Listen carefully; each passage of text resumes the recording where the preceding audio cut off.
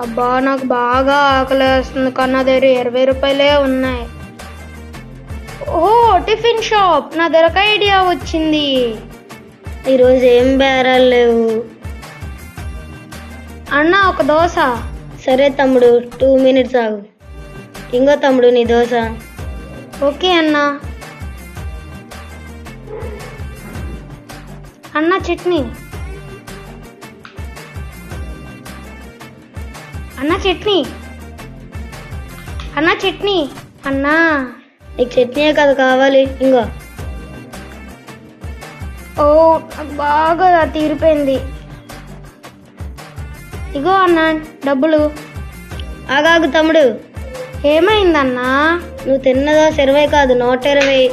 ఏటన్నా మెనూలో 20 రూపాయలేనుంది. నువ్వు తిన్న దోశ 20, చట్నీలకి 120.